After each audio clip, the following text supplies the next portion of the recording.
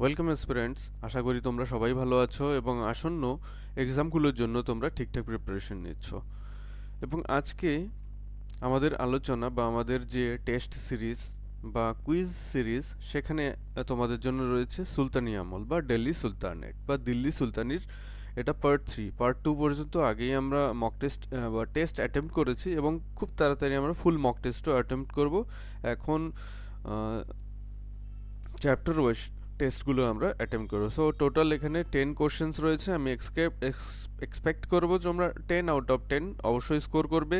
যারা পারবে না তারা প্রিপারেশনটাকে আর একটু অ্যাডভান্স স্টেজে নিয়ে যাওয়ার চেষ্টা করবে। তো চলো শুরু করি আজকের টেস্ট সিরিজের। কোশ্চেন নাম্বার 1, খলজি বংশের প্রতিষ্ঠাতা ছিলেন। অপশন দেখো: আলাউদ্দিন খলজি, বহলুল লোদি, জালালউদ্দিন খলজি, কেউ না। এখানে বহলুল লোদি তো লোদি বংশ, খলজি বংশের সাথে কোনো সম্পর্কই নেই। আর আলাউদ্দিন খলজি তিনি হলেন খলজি বংশের বা খালজি বংশ বা খিলজি বংশের, তিনি ছিলেন শ্রেষ্ঠতম বা শ্রেষ্ঠ সম্রাট বা সুলতান। তাহলে তোমরা নিশ্চয়ই জেনে থাকবে যে এখানে রাইট অ্যান্সার হচ্ছে জালালউদ্দিন খলজি। খলজি বংশের প্রতিষ্ঠাতা কে ছিলেন? জালালউদ্দিন খলজি। আশা করি তোমরা এটা ঠিকঠাক অ্যান্সার করেছো। চলো আমরা নেক্সট কোশ্চেনে চলে যাই। খালজি বংশের শেষ সুলতান, প্রথম সুলতান জানলাম জালালউদ্দিন খলজি। তারপর শ্রেষ্ঠ সুলতান আলাউদ্দিন খলজি। বাকি রয়েছে মোবারক খলজি এবং নাসিরুদ্দিন খসরু শাহ। এখানে রাইট অ্যান্সার হবে, তোমরা মার্ক করে নাও। তারপর আমি বলছি, এখানে রাইট অ্যান্সার হবে মোবারক খলজি। নাসিরুদ্দিন খসরু শাহ মোবারক খলজিকে হত্যা করেন এবং মাত্র কয়েকদিনের জন্য তিনি সিংহাসনে বসেছিলেন। কিন্তু যদি বলা হয় খলজি বংশের শেষ সুলতানকে, তাহলে কিন্তু মোবারক খলজি হবে সঠিক উত্তর। তো চলো আমরা নেক্সট কোশ্চেনে চলে যাব। মালিক কাফুর কার সেনাপতি ছিলেন? বলবনের সেনাপতি, আলাউদ্দিন খলজির সেনাপতি, মোহাম্মদ বিন তুঘলকের সেনাপতি, উপরের কেউ না। এখানে রাইট অ্যান্সার আমি বলে দেওয়ার আগে তোমরা আগে ঠিক মার্ক করে নাও। এখানে রাইট অ্যান্সার হচ্ছে আলাউদ্দিন খলজি। আশা করি তোমরা এটা ঠিকঠাক মার্ক করেছো। তো চলো আমরা নেক্সট কোশ্চেন দেখব।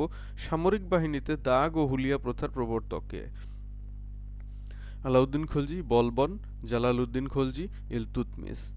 এখানে রাইট অ্যান্সার হচ্ছে আলাউদ্দিন খলজি। এক ধরনের আইডেন্টিফিকেশন বা চিহ্নিতকরণ বা পরিচয় সংক্রান্ত সেনাবাহিনীদের কে আইডেন্টিফাই করার পদ্ধতি হচ্ছে দাগ ও হুলিয়া।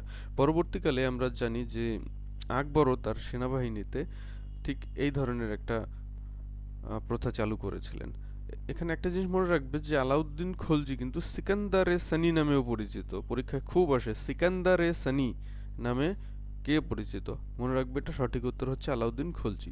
তো চলো আমরা নেক্সট কোশ্চেনে চলে যাব। তুঘলক বংশের প্রতিষ্ঠাতা কে? অপশনগুলো দেখো: মোহাম্মদ বিন তুঘলক, গিয়াসউদ্দিন তুঘলক, নাসিরউদ্দিন মাহমুদ, উপরের কেউ না। তোমরা ফটাফট সঠিক অ্যান্সারটি মার্ক করে নাও, তারপর আমি বলে দেব। এখানে রাইট অ্যান্সার হচ্ছে গিয়াসউদ্দিন তুঘলক, তিনিই তুঘলক বংশের প্রতিষ্ঠাতা। তো চলো আমরা নেক্সট কোশ্চেনে চলে যাব।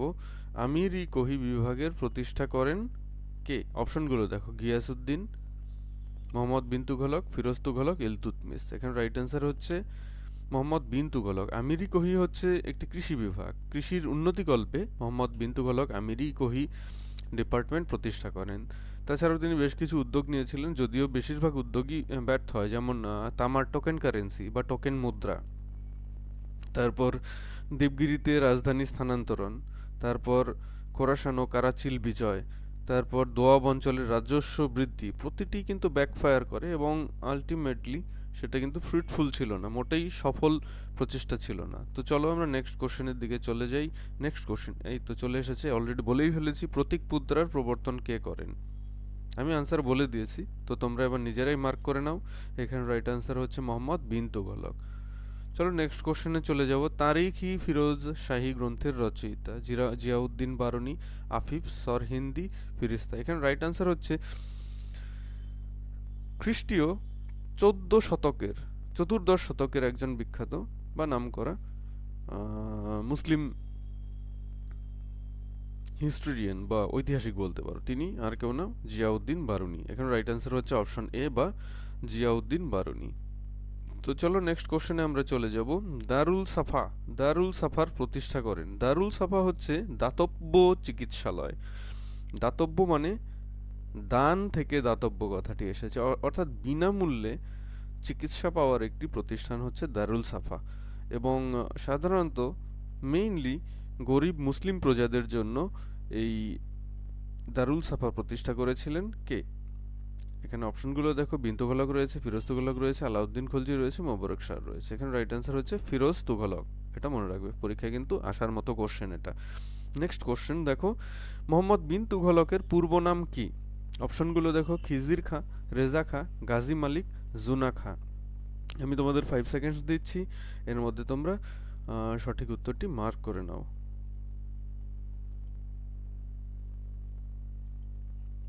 আশা করি তোমরা সঠিক উত্তরটি মার্ক করে নিয়েছো। এখানে রাইট অ্যান্সার হচ্ছে জুনা Khan.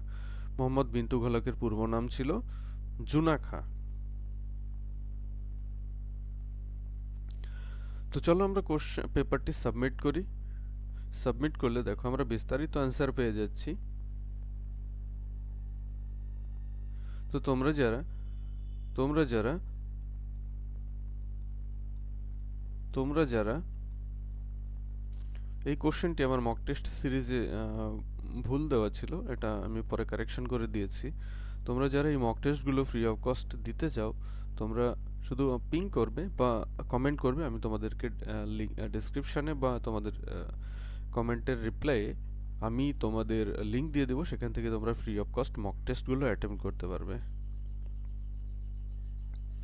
So thank you very much for watching the video, and if you are new to my channel, যদি তুমি আমার চ্যানেলে নতুন হও এবং কম্পিটিটিভ এক্সামের জন্য পুরো মাত্রায় লেগে থাকতে চাও এবং একটা হেলদি গাইডেন্স পেতে চাও ফ্রি অফ কস্ট, তাহলে অবশ্যই লাইক করে, সাবস্ক্রাইব করে এবং কমেন্ট করে সাথে থাকো এবং তোমার বন্ধুদের সাথে শেয়ার করে দাও, যাতে তারাও ফ্রি অফ কস্ট বিভিন্ন কম্পিটিটিভ এক্সামের প্রিপারেশন নিতে পারে। So thank you again for watching the video.